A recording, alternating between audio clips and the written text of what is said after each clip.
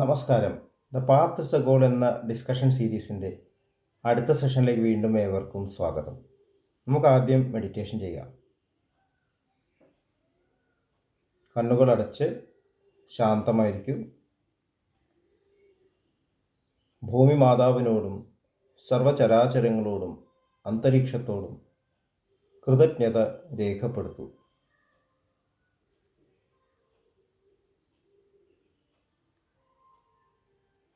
ഭൂമി മാതാവിൽ നിന്നുമുള്ള healing energy കാലുകളിലൂടെ പ്രവേശിച്ച് ശരീരം മുഴുവൻ വ്യാപിക്കുന്നതായും ശരീരത്തിലെ എല്ലാ ഭാഗങ്ങളെയും എല്ലാ കോശങ്ങളെയും റിലാക്സ് ചെയ്യാൻ സഹായിക്കുന്നതായും അനുഭവിക്കൂ.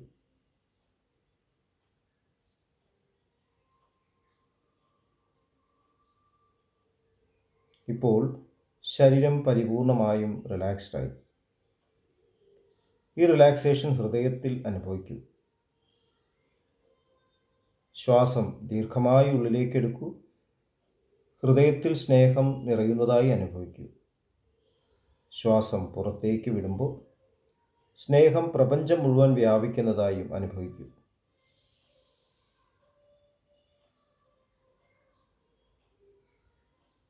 ഹൃദയത്തിൽ കുടികൊള്ളുന്ന സ്നേഹത്തിൻ്റെ സ്രോതസ്സിൽ നിന്നും ഉദ്ഭവിക്കുന്ന ദിവ്യപ്രകാശം മനസ്സിനെ ആകർഷിക്കുന്നതായി അനുഭവിക്കൂ. ആ ദിവ്യപ്രകാശത്തിൽ ധ്യാനം ആരംഭിക്കൂ. മനസ്സിൽ ചിന്തകൾ വരുന്നുണ്ടെങ്കിൽ മൃദുവായി അവയെ അവഗണിക്കുക. ദിവ്യപ്രകാശത്തിൽ ധ്യാനം തുടരുക. Please start meditation.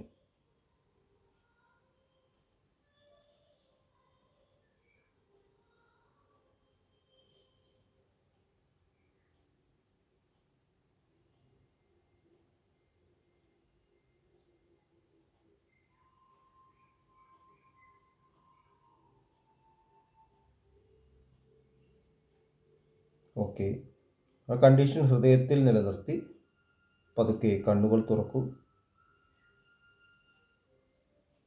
എല്ലാവരെയും ഹാർദമായി ഹാർട്ട്ഫുൾനെസ് സഹജമാർഗ് മെഡിറ്റേഷൻ സിസ്റ്റത്തിലേക്ക് സ്വാഗതം ചെയ്യുന്നു. എങ്ങനെ ജോയിൻ ചെയ്യാം എന്നത് ഡിസ്ക്രിപ്ഷൻ ബോക്സിൽ കൊടുത്തിട്ടുണ്ട്. നമ്മൾ എഡ്യൂക്കേഷൻ പ്രോസസ്സിൽ എങ്ങനെയാണ് ക്രമേണ നമ്മൾ ആ യഥാർത്ഥത്തിലുള്ള ആ ശ്രദ്ധയിലേക്ക് എത്തിച്ചേരുക എന്നതിനെക്കുറിച്ചാണ് ഡിസ്കസ് ചെയ്യുന്നത്. സ്കൂളിൽ ജോയിൻ ചെയ്യുന്നതിന് മുമ്പ് തന്നെ ബേസിക് ആയിട്ടുള്ള അച്ചടക്കങ്ങളെല്ലാം സ്വാംശീകരിച്ച് കഴിഞ്ഞിട്ടുണ്ടാവണം. അത് ഹാബിറ്റായി കഴിഞ്ഞിട്ടുണ്ടാവണം. കാരണം ഒരു കുട്ടി ജനിക്കുമ്പോൾ ഏകദേശം ഒരു ആനിമൽ ബിഹേവിയറാണ്. കാരണം ഉത്തരവാദിത്തങ്ങളൊന്നുമില്ല. ചിലപ്പോൾ കടിക്കും, മാന്തും, പിച്ചും. അപ്പോൾ ഒരു ഡിസിപ്ലിൻ ഉണ്ടാവില്ല. അപ്പോൾ എനർജി വളരെയധികം ഉണ്ട്, പക്ഷെ അത് ഫോക്കസ്ഡ് ആയിട്ടില്ല. അപ്പോൾ ഒരു മനുഷ്യ ജന്മത്തിലേക്ക് ക്രമേണ കൊണ്ടുവരണം. ഈ ലോകത്തിൻ്റെ നടത്തിപ്പ്, പ്രപഞ്ചത്തിൻ്റെ ആ നടത്തിപ്പ്, അതിൻ്റെ അടിയിലുള്ള ആ ധർമ്മം, അതേക്കുറിച്ചിട്ട് ബോധവാനാവണം. അപ്പോഴേ ഒരു മനുഷ്യനാവുള്ളൂ. അങ്ങനെയാണ് മനുഷ്യൻ മൃഗങ്ങളിൽ നിന്നും ഡിഫറെൻ്റ് ആവുന്നത്. മൃഗങ്ങൾ അങ്ങനെ ബിഹേവ് ചെയ്യുമ്പോൾ അത് കുഴപ്പമില്ല. മൃഗങ്ങൾ വേണമെങ്കിൽ വഴിയിൽ യൂറിനേറ്റ് ചെയ്യും, പബ്ലിക്കായിട്ട് എണ്ണ ചേരും, ചിലപ്പം മരങ്ങൾ നശിപ്പിക്കും, നായ വന്ന് നമ്മളെ കടിക്കും. അതിനൊന്നും കേസില്ല. അത് എക്സ്പെക്റ്റഡ് ആണ്. അവരങ്ങനെ ബിഹേവ് ചെയ്യുള്ളൂ. മനുഷ്യൻ അങ്ങനെ ചെയ്യാൻ തുടങ്ങിയാൽ മനുഷ്യൻ വേറൊരാളെ വേദനിപ്പിക്കുക. ഇപ്പോൾ കാണുന്നുണ്ട് യുദ്ധങ്ങൾ. മനുഷ്യന് യോജിക്കുന്ന ഒരു രീതിയിലുള്ള ബിഹേവിയറാണോ അത്? എന്തുകൊണ്ടാണ് അത് നടക്കുന്നത്? കാരണം കുട്ടിക്കാലത്ത് ശിക്ഷണം ശരിയായിട്ടില്ല. അവനവൻ ആത്മസുഖത്തിനാചരിക്കുന്നത് അവരന് സുഖത്തിനായി വരയണം എന്ന് ശ്രീനാരായണ ഗുരു പറഞ്ഞിട്ടുണ്ട്. അപ്പോൾ നമ്മളുടെ ജീവിതത്തിൽ ഈ പ്രപഞ്ചത്തിൻ്റെ അടിസ്ഥാനപരമായിട്ടുള്ള ആ ഋതത്തിനെ കുറിച്ചിട്ടും നിയമങ്ങളെക്കുറിച്ചിട്ടും പ്രിൻസിപ്പിൾസിനെ കുറിച്ചും എല്ലാം ബോധവും ഉണ്ടാവാൻ വേണ്ടിയിട്ടാണ് ശരിക്കും എഡ്യൂക്കേഷൻ സിസ്റ്റം. അപ്പോൾ ഇതെല്ലാം പഠിച്ചിട്ട് നല്ല മാർക്ക് കിട്ടിയിട്ടും ഈ ഋതത്തിനെ കുറിച്ചിട്ട് മനസ്സിലായില്ലെങ്കിൽ, അതായത് പരസ്പര ബഹുമാനത്തോടു കൂടി ജീവിച്ചാലേ ഈ പ്രപഞ്ചം നിലനിൽക്കുള്ളൂ. ഈ ലോകത്തിൻ്റെ ഈ പ്രപഞ്ചത്തിൻ്റെ അടിസ്ഥാനം ഹാർമണിയാണ്, ലവ് ആണ്. അതില്ലെങ്കിൽ നമുക്ക് ജീവിക്കാൻ പറ്റില്ല. നമ്മൾ കുട്ടിക്കാലം മുതൽക്ക് നോക്കിയാൽ അറിയാം. നമ്മൾ കുട്ടിക്കാലത്ത് ഇത്രയും ഇറസ്പോൺസിബിളായിട്ട് ബിഹേവിയർ നമ്മൾ നോക്കാൻ പേരൻസ് ഉണ്ടായിരുന്നു, സൊസൈറ്റി ഉണ്ടായിരുന്നു. ഇനി വലുതാകുമ്പോഴും നമ്മളെ വഴി കാണിച്ചു തരാനുള്ള പുസ്തകങ്ങളുണ്ട്, ഗൈഡ്സ് ഉണ്ട്. ഇപ്പോൾ നമ്മൾ വഴിതെറ്റി എവിടെയും പോവുകയാണെങ്കിൽ ശരിയായിട്ടുള്ള വഴി കാണിച്ചു തരാനുള്ള ഗൈഡ്സ് ഉണ്ട്. ദാഹിച്ച് നിൽക്കുകയാണെങ്കിൽ വെള്ളം തരാനുള്ള ആൾക്കാരുണ്ട്. പ്രകൃതിയിലേക്ക് നോക്കിയാലോ, എല്ലാം നമുക്ക് നൽകിക്കൊണ്ടിരിക്കുകയാണ്. നമ്മൾ ആ സ്നേഹത്തിലാണ് വളരുന്നത്. നമ്മളത് റിയലൈസ് ചെയ്യാതെ ഈശ്വരുണ്ടോ എന്ന് ചോദിച്ചുകൊണ്ട് ഇവിടെ സമയം വേസ്റ്റ് ചെയ്യണം. ആ സ്നേഹമാണ് യഥാർത്ഥത്തിൽ ഈശ്വരൻ. നമ്മളിവിടെ ഇപ്പോൾ ഇരിക്കുന്നത്, ഞാനിവിടെ ഇരിക്കുന്നത് ആ സ്നേഹം കൊണ്ടാണ്. ഒരു സൊസൈറ്റി നമ്മളാരും ഡിസ്റ്റർബ് ചെയ്യുന്നില്ല. നമുക്കൊരു കാട്ടിൽ പോയിട്ട് ഇങ്ങനെ ഇരിക്കാൻ പറ്റും. നമ്മൾ എന്തൊക്കെ ശ്രദ്ധിക്കണം? നമുക്ക് നമ്മുടെ വീട്ടിൽ സുഖമായിട്ടിരിക്കാൻ സാധിക്കുന്നത് എന്തുകൊണ്ടാണ്? ഇവിടെ ഒരു റൂളുണ്ട്, നിയമമുണ്ട്, എല്ലാവരും പരസ്പരം ബഹുമാനിക്കുന്നു. അത് കോൺസ്റ്റിറ്റ്യൂഷനിൽ എഴുതേണ്ട ആവശ്യമൊന്നുമില്ല, എല്ലാവർക്കും അറിയാം. അപ്പോൾ ഇത് മനസ്സിലായിട്ട് അതിനനുസൃതമായിട്ട് ജീവിക്കുമ്പോൾ ഒരാൾ മനുഷ്യനാവുള്ളൂ. വളരെ ചുരുക്കം ചില ആൾക്കാർ നിയമാനുസൃതമായി ജീവിക്കുന്നതുകൊണ്ടാണ് ഈ ലോകം മുഴുവൻ നല്ല രീതിയിൽ നടക്കുന്നതെന്ന് എനിക്ക് പലപ്പോഴും തോന്നാറുണ്ട്. അപ്പോൾ നമ്മളൊരു ഓഫീസിൽ പോയി കഴിഞ്ഞാൽ ഒരാളോ രണ്ടാളോ ഉണ്ടാവുള്ളൂ അവിടെ ഡിസിപ്ലിൻഡ് ആയിട്ടൊരാൾ. ഞാൻ അഹമ്മദാബാദിൽ പോസ്റ്റ് ഗ്രാജുവേഷൻ നടത്തുമ്പോൾ അവിടെ NHL മെഡിക്കൽ കോളേജിൽ ഓഫീസിൽ ഭായി എന്നൊരു വ്യക്തി ഉണ്ടായിരുന്നു. അദ്ദേഹം ഇപ്പം ഉണ്ടോ അറിയില്ല, പക്ഷേ അദ്ദേഹത്തോട് എൻ്റെ കൃതജ്ഞത രേഖപ്പെടുത്തുന്നു. ഭായി നമ്മൾ അവിടെ ഓഫീസിൽ ചെന്നാൽ അദ്ദേഹത്തെ കണ്ടിട്ടേ കാര്യമുള്ളൂ. വേറെ എത്രയോ ആൾക്കാരുണ്ട് അവിടെ. ആ ഹോൾ ഹോസ്പിറ്റൽ ആ ഹെഡ് ക്ലർക്കാണ്, അദ്ദേഹമാണ് നമ്മുടെ എല്ലാ കാര്യവും നടത്തി തരുന്നത്.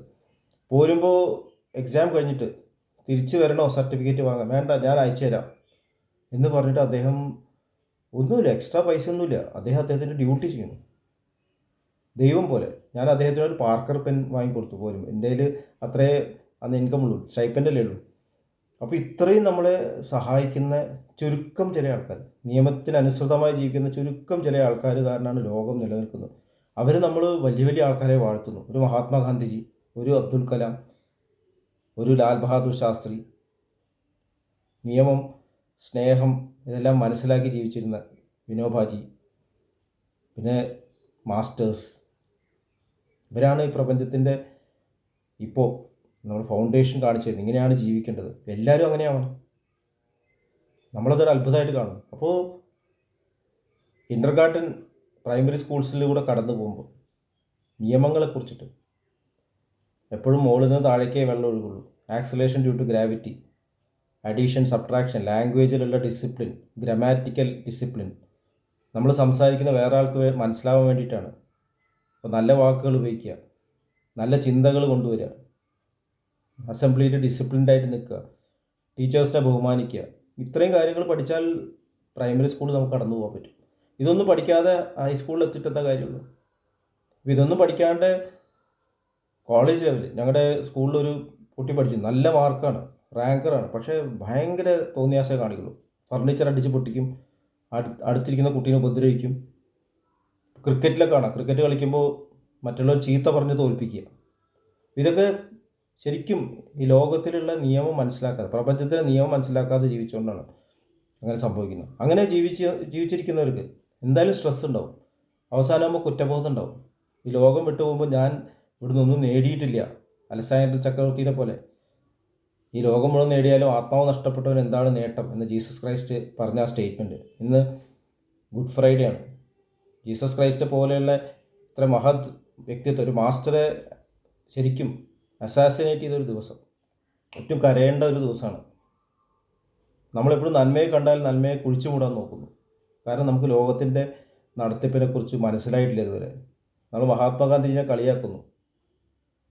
അദ്ദേഹം ഉള്ളതുകൊണ്ടാണ് ഇപ്പോഴും ലോകം നടക്കുന്നത്. അദ്ദേഹത്തിൻ്റെ ആ സിദ്ധാന്തമാണ് ലോകത്തിന് ഇപ്പോഴും ഒരു സമാധാനം നൽകുന്നത്.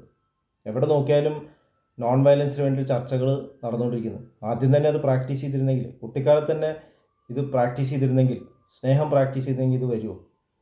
അതുകൊണ്ടാണ് മഹാത്മാഗാന്ധിജി പറഞ്ഞത്, യഥാർത്ഥത്തിലുള്ള മനുഷ്യ ചരിത്രം, സ്നേഹത്തിൻ്റെ ചരിത്രം രേഖപ്പെടുത്തിയിട്ടില്ല. കാരണം ആ സ്നേഹമാണ് നമ്മളെ ഇതുവരെ നിലനിർത്തിയത്. അത് നമുക്ക് കൂടുതൽ എക്സ്പാൻഡ് ചെയ്യേണ്ട ആവശ്യമുണ്ട്. സ്വാർത്ഥമായിട്ടുള്ള ചെറിയ തരത്തിൽ ലിമിറ്റഡ് ആയിട്ടുള്ള കുടുംബത്തിന് മാത്രം ഒതുങ്ങി നിൽക്കുന്നു. നമ്മളൊക്കെ കുടുംബത്തിനെ സ്നേഹിക്കുന്നു, നമ്മുടെ സ്ഥലത്തിനെ സ്നേഹിക്കുന്നു, രാജ്യത്തെ സ്നേഹിക്കുന്നു. ആ തരത്തിലുള്ള സ്നേഹത്തെ മാറിയിട്ട് എല്ലാ ചരാചരങ്ങളും സ്നേഹിക്കുന്ന തരത്തിലേക്ക് നമ്മൾ എക്സ്പാൻഡ് ചെയ്യേണ്ട ഒരു ആവശ്യമുണ്ട്. അപ്പോഴേ നമ്മൾ ശരിക്കും യൂണിവേഴ്സൽ ഹൃദയത്തിലേക്ക് വരും. ഇതാണ് ഹാർട്ട്ഫുൾനെസ്സിൻ്റെ സന്ദേശം തന്നെ. അതിന് വേണ്ടിയിട്ടാണ് സാധന ചെയ്യുന്നത്. അപ്പോൾ ഇത്രയും പറഞ്ഞുകൊണ്ട് ഇന്നത്തെ ഡിസ്കഷൻ ഇവിടെ അവസാനിപ്പിക്കാം. അടുത്ത സെഷൻ വരെ വിട വാങ്ങുന്നു. നന്ദി, നമസ്കാരം.